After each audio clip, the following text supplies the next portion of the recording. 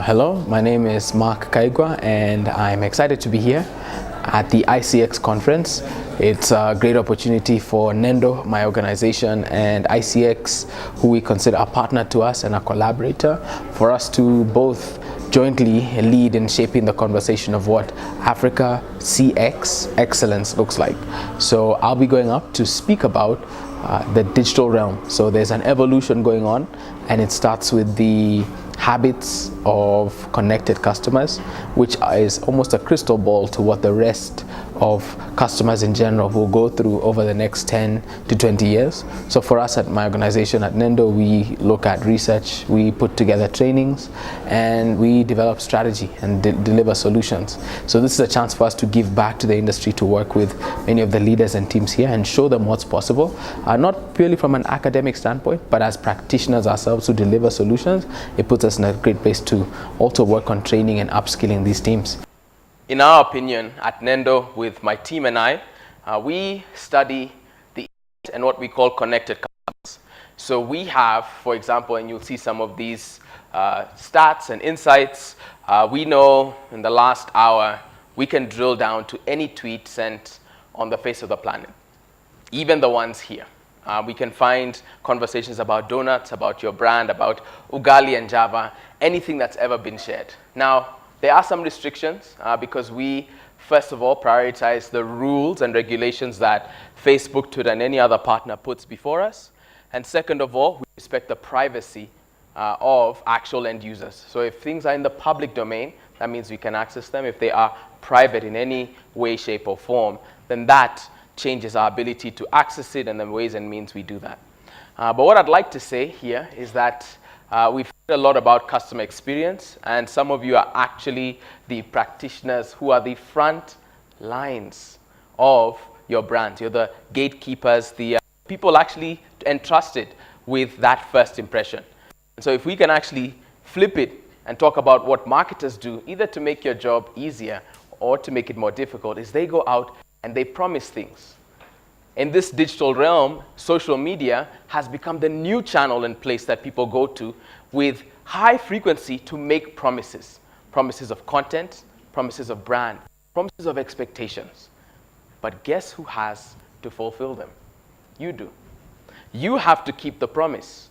And that is the flip side of digital. As much as it's come with a range of opportunities, ways to reach people, target them, find them by their interests, segment them. You can say one message to men, you can say another to women. You can say one to teens, you can say another to people in the, over 40s, for example.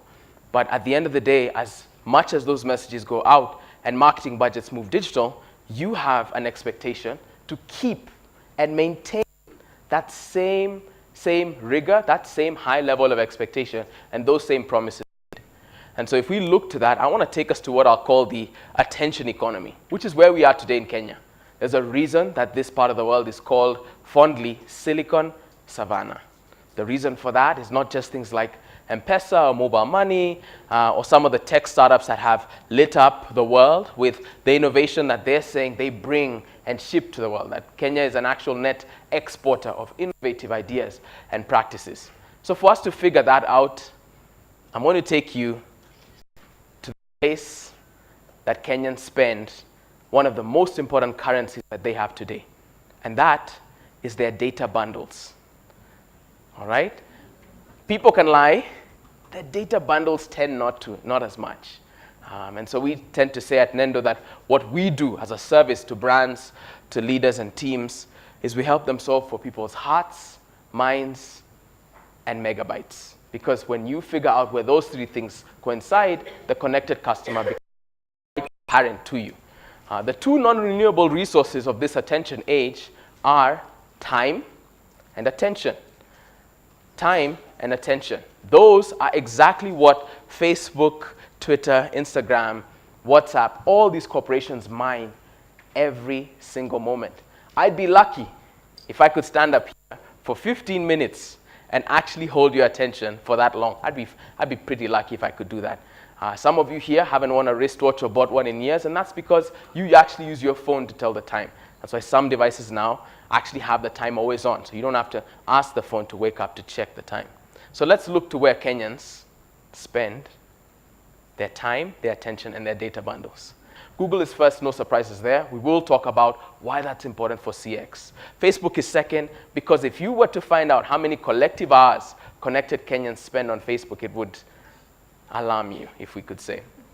YouTube, next. Not a lot of surprises there. A video, right, as a key medium that even the customer experience profession is being asked to embrace, being asked to engage with. We'll discuss that briefly. Betting, fourth most visited site in the country. All right. And if there's anyone here from SportPesa, it's an arms race for that fourth spot between Betting and SportPesa. We have two versions of this infographic that I found on WhatsApp, and it splits people down the middle. People from SportPesa are like, oh, it's us who are fourth, then it flips back and forth. But that tells you something. What I want you to notice there is that people, one, love sports.